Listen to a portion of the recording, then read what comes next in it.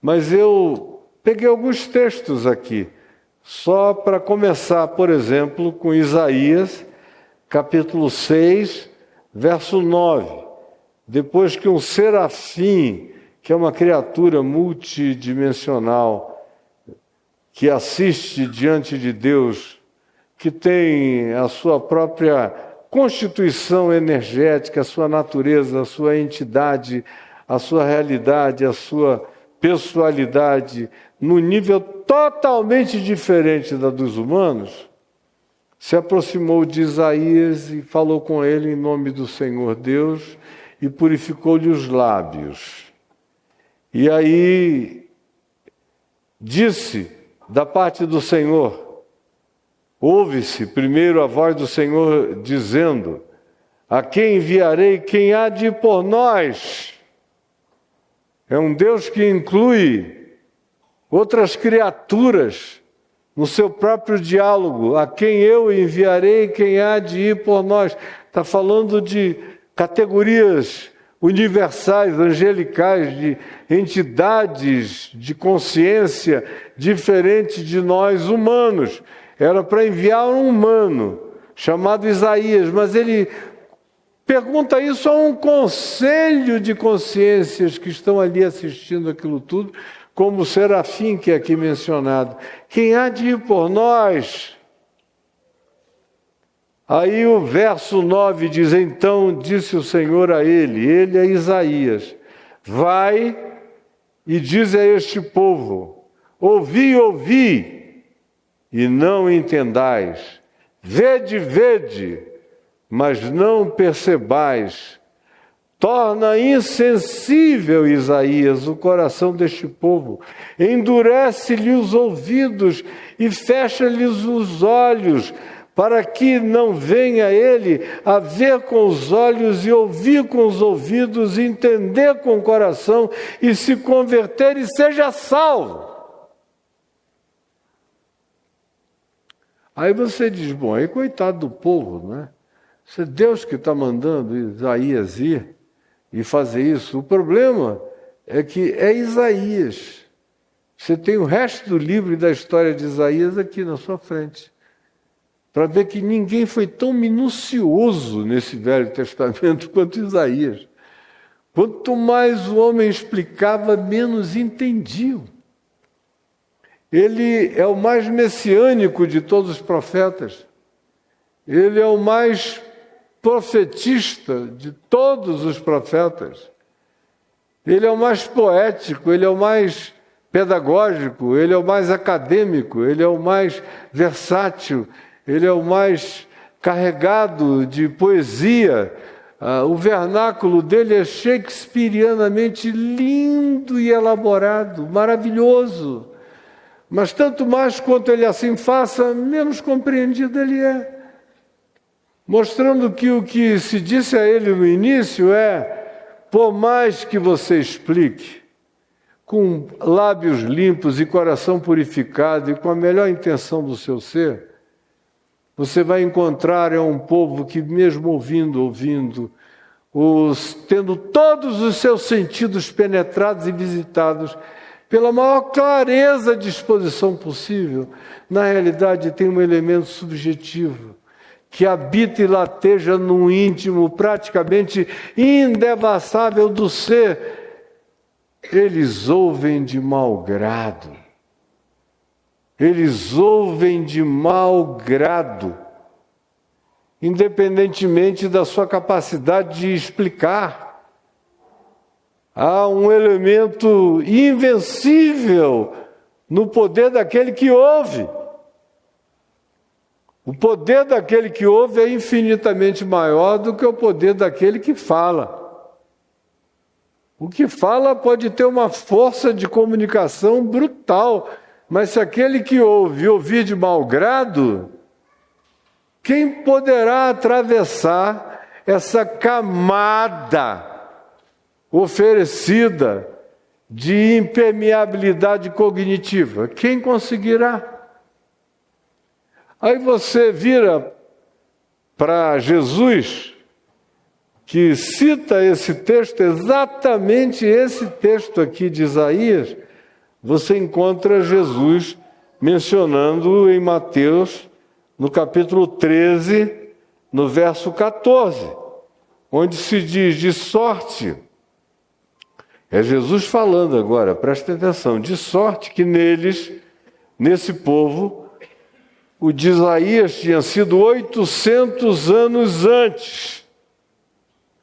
Agora, 800 anos depois, Jesus repete o que Isaías disse com pertinência absoluta. Ouvistes o que Isaías disse: ouvireis com os ouvidos, e de nenhum modo entendereis. Vereis com os olhos, e de nenhum modo percebereis, porque o coração deste povo está endurecido. Preste atenção, de mau grado ouviram com os seus ouvidos e fecharam os seus olhos, para não suceder que vejam com os olhos e ouçam com os ouvidos e entendam com o coração e se convertam e sejam por mim curados. Isso é o diagnóstico de Jesus da autossabotagem cognitiva dos seres humanos. Esse público ao qual ele se refere aqui em Mateus 13 é um público em geral.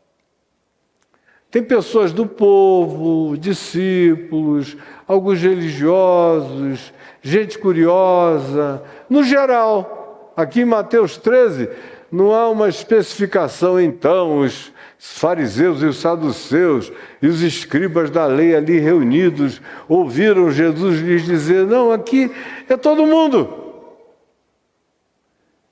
E ele diz: olha, existe uma disposição de natureza universal na maioria de nós de praticarmos esses bloqueios de natureza cognitiva que nos impedem a percepção do óbvio. O óbvio é o que há de mais difícil para ser assimilado por nós. A gente faz ginásticas as mais variadas para ver se decifra charadas. Mas se você apresentar o óbvio, a maioria vai ter esse tipo de reação de bloqueio cognitivo multissensorial, como é o caso da descrição feita por Jesus aqui. Aí, se você quiser, e se você for adiante, você vai encontrar ocasiões diferentes, específicas, inclusive aquelas onde positividades extraordinárias nos visitam. Coisas que qualquer um deveria querer para si. Aí elas nos acontecem e a gente não enxerga. Não é só o ouvir de mau grado. Há outros elementos também de natureza cognitiva que podem estar presentes, como o dizer: não, isto é bom demais para ser verdade. Você já se apanhou dizendo: isto é bom demais para ser verdade? E não raramente é bom demais e é verdade. Mas só por causa dos nossos traumas passados, ou das advertências paterno-maternas, ou de avós e avós traumatizados, ou de voltas que a gente tenha levado de pessoas amigas que nos enganaram, a gente toda hora, quando vê aquela bola da graça quicando na sua frente, o goleiro saiu do gol, está tudo aberto, a torcida em pé, esperando para você correr para o abraço, mas você diz: não é possível, está fácil demais. É bom demais para ser verdade. Eu não vou chutar essa bola não, porque isso deve ser armação. Aí dá as costas e vai embora e perde uma excelente oportunidade na vida. um cara legal pra caramba que chegou, mas lembra um sujeito que te deu a maior volta quando você tinha 19 anos de idade, aí você diz, não quero não, é a cara do fulano, e você já com 39. E aí não dá nem a chance de ouvir, de sair, de comer um pouquinho de sal, para ver se rola alguma outra coisa que não seja o seu trauma tão machucador de algum passado ferindo para a sua alma. E assim a gente podia aplicar aonde a gente quisesse. No caso aqui em questão, que eu vou mencionar agora, trata-se de Lucas, no capítulo 24, quando Jesus ressuscita de entre os mortos, e aparece de manhã cedo a Pedro, aparece a alguns outros discípulos, Maria Madalena e alguns outros já o tinham visto, e agora tem 2 discípulos de Jesus andando de Jerusalém na direção de Tel Aviv, para uma cidade, uma aldeia, naqueles dias chamada de Emaús, que ficava na direção do mar Mediterrâneo, justamente à tarde, quando o sol se põe e entra lá no mar. E é um cenário um tanto nostálgico imaginar aquele domingo. Jesus tinha sido executado na sexta, aquele silêncio devastador com o suicídio de Judas, negação de Pedro, todo mundo fugindo, as almas órfãs, os corações sangrando, uma sensação de frustração absurda, absoluta. Foi tudo um malogro. A gente creu, pensou que era ele, mas não era ele, não. Aí vem Jesus, enquanto esses 2 vão andando e discutindo, poxa, como é que a gente entrou numa dessa? Vem Jesus ressuscitado e entra. E vai andando com eles no caminho. E o texto diz aqui em Lucas que os seus olhos, porém, estavam como que impedidos de o reconhecer. Esse bloqueio cognitivo é uma coisa muito poderosa. Eles deram Jesus como morto e estava Jesus ressuscitado ali, mas eles não enxergavam. Porque na mente deles, Jesus estava sepultado, liquidado, acabado, e eles não enxergavam a alternativa da ressurreição na frente deles. Ou você vê outras ocasiões, por exemplo, se você abrir aí em Mateus, no capítulo 16, você vai ver aquele diálogo de Jesus perguntando, quem dizem as multidões que eu sou? Aí vem as respostas dos apóstolos, aí depois Jesus fala pela primeira vez do que seria a igreja dele, que as portas do inferno não prevaleceriam contra ela. Obviamente ele não estava falando desse negócio amorfo, que está aqui à nossa volta, que tem o apelido de igreja, onde o diabo habita lá dentro. Não é nem que as portas do inferno não prevaleçam, não. As portas do inferno entraram, isso aí virou o portal do Hades. Não é disso que Jesus está falando.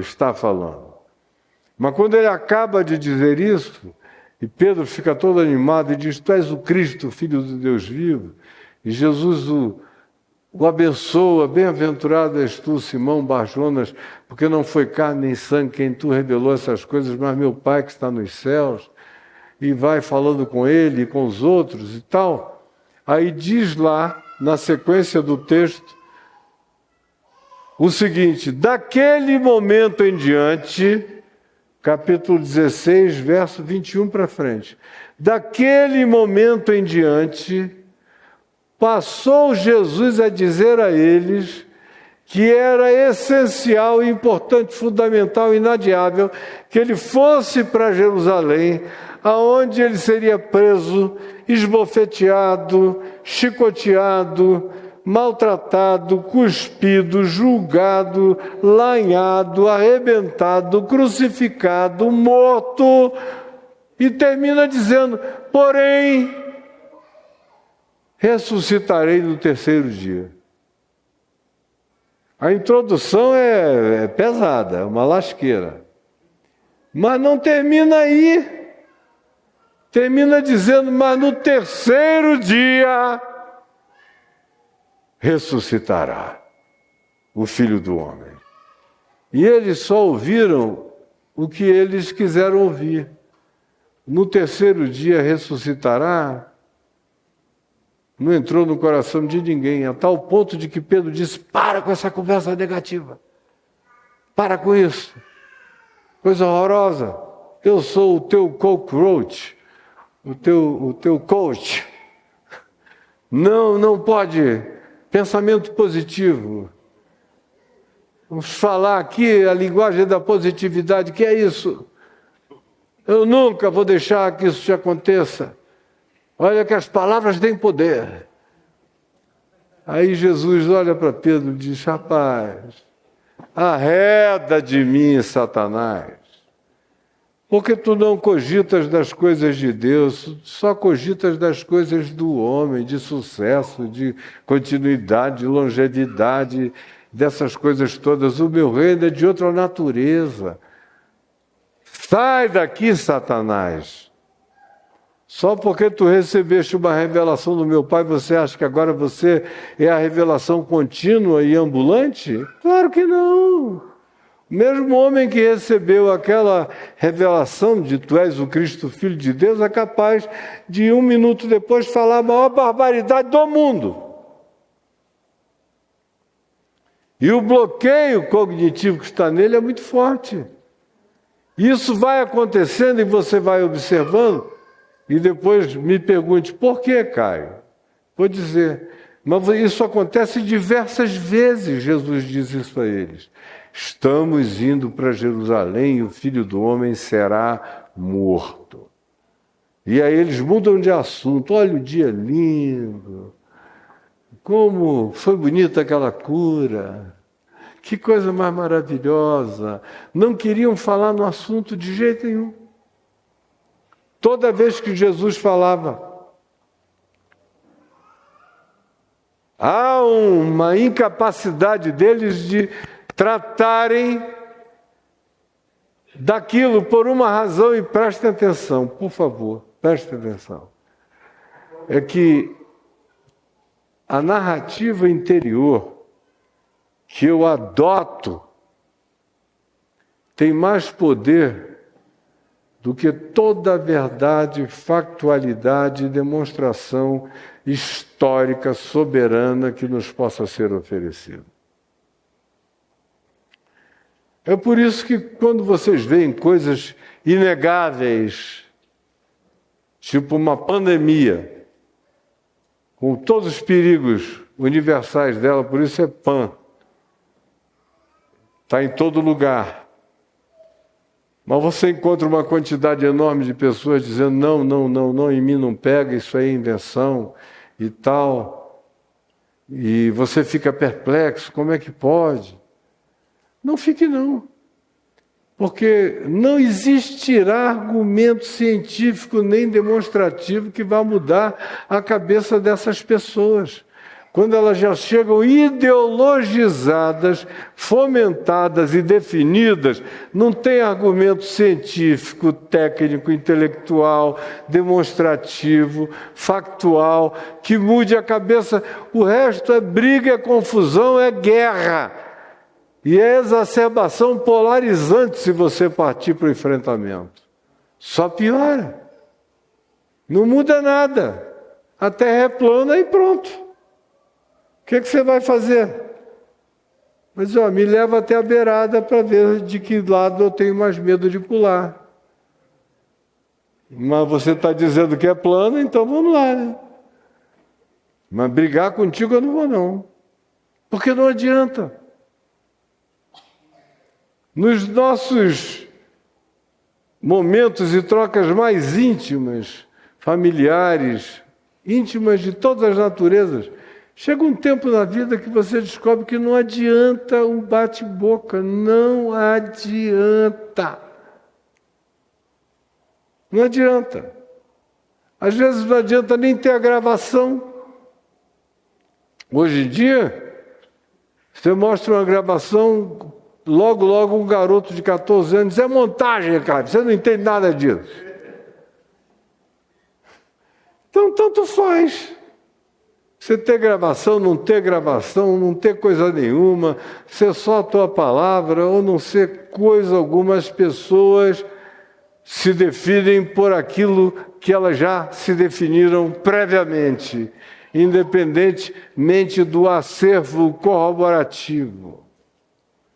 Por isso essa época também foi definida como a era pós-verdade, porque essas demonstrações não têm mais nenhum significado de factualidade com o poder de mudar o raciocínio da pessoa em outra direção. O apóstolo Paulo, por exemplo, crê profundamente nisto. E ele não só crê nos elementos de natureza psicológica, cultural, os aferramentos da gente, as figuras paternas da família, que praticamente arrancaram de nós juramentos de imutabilidade em relação àquela atitude, continuidade e tradição, e que a gente ali se apega. E eu vejo uma quantidade enorme de pessoas que têm devoção por certas figuras beatificadas da religião e oram e fazem preces. E aí chegam os crentes, que são os crentelhentes, enchendo a sua paciência, querendo que você tenha o poder da dissuasão dessas pessoas. Vá lá, pastor, com seu argumento e mude isso. Eu digo, eu? Cara, eu já estou velho demais para saber que não é assim que funciona. Não vou mesmo. No dia que isso tiver que acontecer, essa pessoa vai me procurar espontaneamente, com outra atitude, e a conversa vai ser simplesmente um átimo de um sopro e o entendimento já vai mudar todinho, porque ela mudou-se antes de admitir que tinha mudado. Mas do contrário, eu só vou fazer inimizades, ódios e brigas e hostilidades. Mas vocês lembram do bloqueio? Adiantava discutir? Claro que não. Estava fechado e bloqueado. E no Evangelho é o tempo todo você encontrando Jesus afirmando essa predisposição mental de sabotagem da verdade em nós. E aí as verdades mais maravilhosas são sabotadas dentro da gente. Eu nem comecei a falar ainda. Por isso eu vou parar agora. Eu continuo depois. Vou parar agora. Quero continuar domingo que vem. Porque a pergunta é, por que a gente faz isso? Quais são os elementos que mais recorrentemente estão por trás dessas atitudes, desses bloqueios, dessa cegueira cognitiva? Quais são? E eu farei questão de mostrar a vocês, a partir da experiência de Jesus e do Evangelho, quais são esses poderes que sutilmente mais bloqueiam o entendimento da gente. Aí você vai começar a entender um pouco melhor. Hoje, olha aqui para mim, eu só peço uma coisa de você. Que você saia daqui começando a se perguntar, meu Deus, quais são as crostas de bloqueio cognitivo que me impedem de aproveitar, de me apropriar, de saborear, de usufruir, de conhecer, de provar para o bem, de não lutar contra os fatos da verdade, não ter medo da realidade, Porque todas as vezes que eu me evado da verdade e da realidade, e da realidade como verdade, e da verdade como realidade, todas as vezes que eu me evado do conceito verdadeiro, ou toda vez que eu me evado da factualização inquestionavelmente verdadeira, ou de ambas as coisas casadas e conjuminadas, quem adoece sou eu. Eu vou ficando escravo de uma coisa pequena. A mente atrofia, a alma, a pequena, o espírito perde seus potenciais de discernimento, a vida se aleja, criamos uma quantidade enorme de impeditivos, ali não, acolá jamais, com ele nunca, com ela nem pensar. Desse modo eu odeio, não lê o livro, mas odeia a capa e se aliena de tudo e de todos. E a vida de gente que podia ter uma existência linda, que podia ter a semente desse evangelho dando fruto a 30, a 60 e a 100 por um, não dá fruto nenhum. É sempre uma semente que cai à margem, ou cai sobre chão pedregoso, sem raiz, ou cai no meio de uma concorrência enorme de espinhos que sufocam tudo, ou cai no meio do ódio, cai no meio da raiva, cai no meio do culto ao orgulho, cai no meio da avareza, do amor ao dinheiro absoluto, cai no meio de uma quantidade enorme de outras coisas que a gente nem percebe. Vai vivendo e existindo, vai do berço até a sepultura, vivendo essa vidinha completamente diminutiva em relação à graça extraordinária que poderia explodir de você. A grande maioria dos que estão aqui não renderam ainda nem 10% do que poderiam render na vida. Não tem nem ideia do que poderiam ser. Eu olho para a minha vida e tem muita gente que acha que eu sou uma pessoa que produzi, arranquei muito de dentro de mim, mas eu sei que eu teria pelo menos o triplo para produzir em mim e a partir de mim mais do que eu trouxe e entreguei até o dia de hoje. E quanto mais idoso eu fico, mais certo disso eu me torno, e nos últimos tempos mais disposto a buscar reverter esse processo eu me coloco. Quero sair varrendo tudo que não seja caminho, verdade e vida de diante de mim. Sem que a gente perceba, a gente fecha muita porta, perde muito tempo, deixa de amar muita gente boa, deixa de aprender com muita gente feia. Um dos muitos preconceitos de bloqueio cognitivo é também de natureza estética. O cara não tem dente, você parece que não vai ouvir nunca nenhuma sabedoria saindo dali, só porque ele é desdentado. É verdade, é ou não é verdade? O cara chega lá, não tem dente nenhum. Mas se chegar um assim, com aquelas lâminas de cavalo lá do jockey, que faz céu, que a gente quase nem vê mais o rosto, é só dente, assim.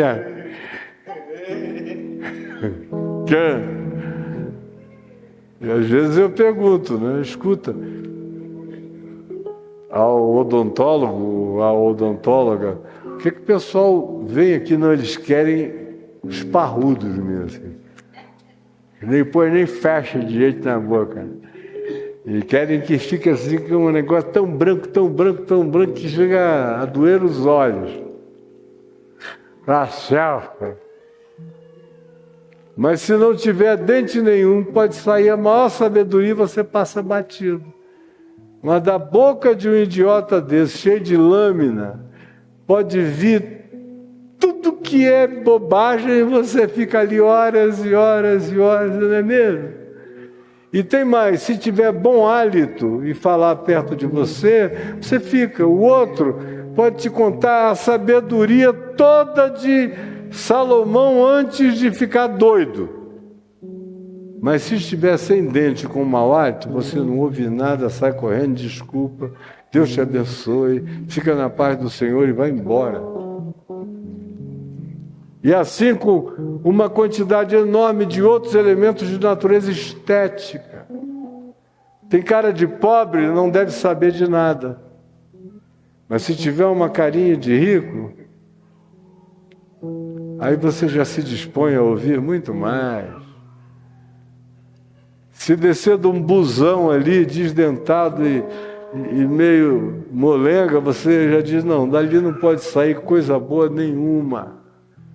Mas se parar um carrão e descer todo arrumadinho, você diz, em que posso te servir?